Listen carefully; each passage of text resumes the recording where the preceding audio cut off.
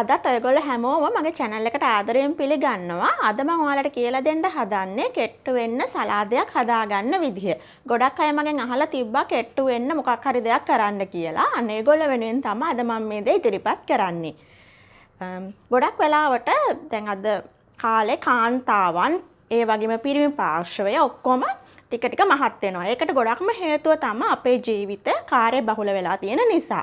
අපේ කාර්යබහුල නිසා අපි ගොඩක් වෙලාවට ක්ෂණික ආහාර ද්‍රව්‍ය ආහාරයට ගන්න පුරුදු වෙලා ඉන්නවා. ඉතින් ඒ නිසා තමයි අපි ගොඩක් වෙලාවට තරබාරු වෙන්නේ. ඉතින් අපි කරන්න ඕනේ ක්ෂණික ආහාර ද්‍රව්‍ය අවම කරන්න ඕනේ. ඒ වගේම තෙල් ගැනීම පාලනය කරන්න ඕනේ. ඒ වගේම අඩුම තරමේ දවසට විනාඩි 20ක්වත් අපි ඇවිදින්න ඕනේ. ඒ වගේම નિયમિત ප්‍රමාණයට වතුර පානය කරන්න ඕනේ. ඔය වගේ දේවල් කරන ගමන් මම අද කියලා දෙන සලාදෙත් ඔයගොල්ලෝ හදලා කන්න. මේක රාත්‍රී ආහාරයට තමයි අපිට එකතු කරගන්න පුළුවන්. ඒ වගේම ඔයාලට කැමති එළවලු වර්ගයක් මේකට ගන්න පුළුවන්. කෙට්ටු වෙන්න අවශ්‍ය වෙන එළවලු විතරයි අපි මේ සලාදෙට දාගන්නේ. ඔයගොල්ලෝ දවස් 7ට එළවලු වර්ග පළතුරු වර්ග වෙනස් කරලා මේ සලාදය ඔයගොල්ලන්ට හදාගන්න පුළුවන්. ඉතින් අද මම ඔයාලට කියලා දෙන්නේ ඩයට් ප්ලෑන් වල එකක් සලාදයක් හදාගන්න විදිහ. තවත් දවසක මම වෙනත් ඩයට් ප්ලෑන් එකක් කියලා දෙන්න බලාපොරොත්තු වෙනවා. හරි, දැන් අපි බලමු මේ සලාදය හදන්න අවශ්‍ය කරන ද්‍රව්‍ය මොනවද කියලා.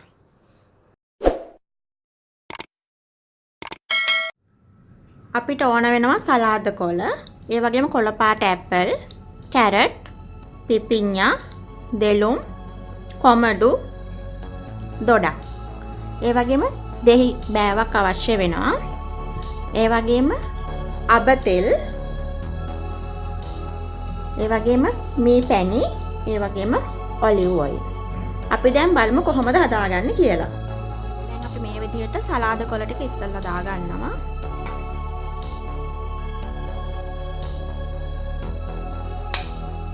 ඊට පස්සේ දොඩක්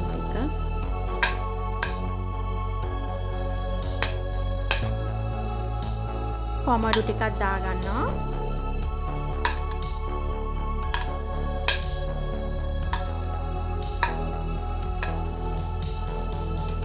ඊට පස්සේ ඇපල් ටික, කැරට්,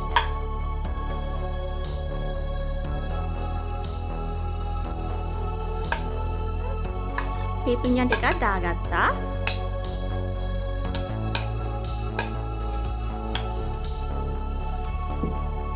මේ ටික හොඳට කලවම් කරගන්න.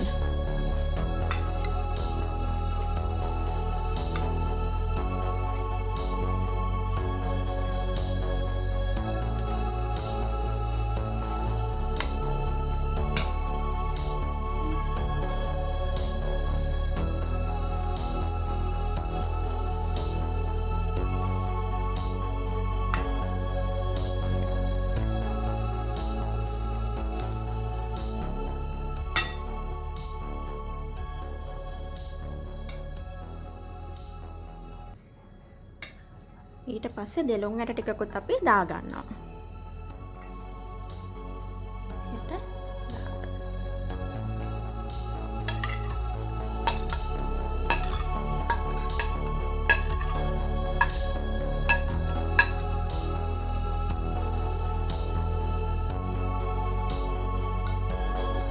ඔයගොල්ලෝ කැමති නම් ඔයගොල්ලන්ට ගම්මිරිස් කුඩු එකතු කරන්න පුළුවන්. කැමති නම් විතරක් එකතු කරන්න. මම මේකට ලුණු කුඩු ටිකකුත් දාගන්නවා මේ විදියට.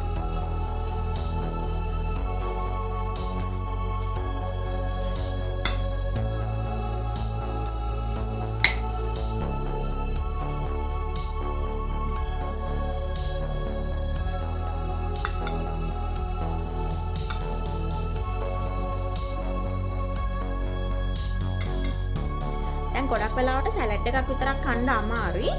ඒ හින්දා අපි සැලඩ් ඩ්‍රෙසින් එකකුත් හදාගන්නවා. දැන් අපි ඒක හදාගමු. මේ විදිහට දෙහි ටික යුෂ ටික මිරක ගන්න ඕනේ.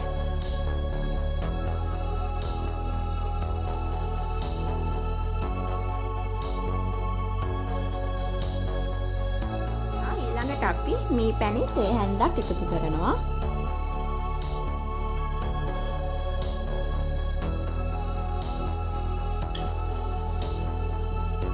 පස්සේ මේ ටික හොඳට කලවම් කරගන්න ඕනේ.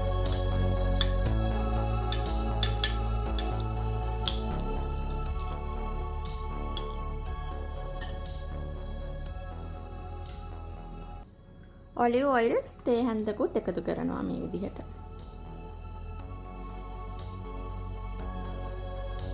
අබ ඔයිල් තේ හැන්දකුත් එකතු කරනවා.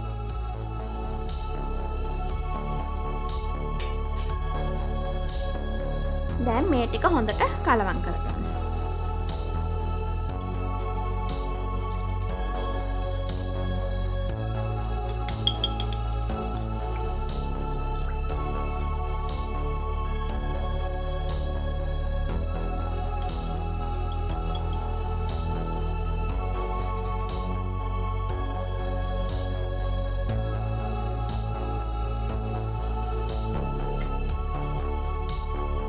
ඊට පස්සේ අපි මේ හදාගත්ත සැලඩ් ඩ්‍රෙසින් එක මේක උඩින් මෙහෙම දාගන්නවා.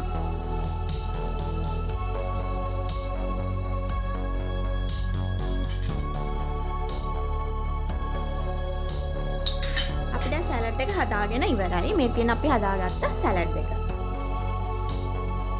මේ තියෙන අපි අර හදාගත්ත සැලඩ් එක. ඉතින් ඔයගොල්ලොත් මේ වගේ සැලඩ් එකක් හදාගෙන රාත්‍රී ආහාරයට ගන්න. රාත්‍රී ආහාරයට ගන්නේ අපි මේ සැලඩ් එක විතරයි. බතුයි සැලඩුයි දෙකම කන්නේ නැහැ. මේ සැලඩ් එක විතරයි රාත්‍රී ආහාරයට ගන්නෙ. ඉතින් තවත් ඔයගොල්ලන්ට මගෙන් මොනවා හරි දැනගන්න ඕන නම් ඔයගොල්ලන්ට පුළුවන් මට කමෙන්ට් එකක් දාන්න. ඒ වගේම මම අද මේකට යොදාගත්ත එළවලු වල බෙනිෆිට් ටික මම ඩිස්ක්‍රිප්ෂන් බොක්ස් එකේ දාලා තියෙනවා. ඔයගොල්ලන්ට ඒවත් බලන්න පුළුවන්. ඉතින් තවත් අලුත් වීඩියෝ එකක් අරගෙන ලබන සතියේ එනකන් ඔයගොල්ලෝ හැමෝටම සුබ දවසක්. මම දිලිනි දිසානායක.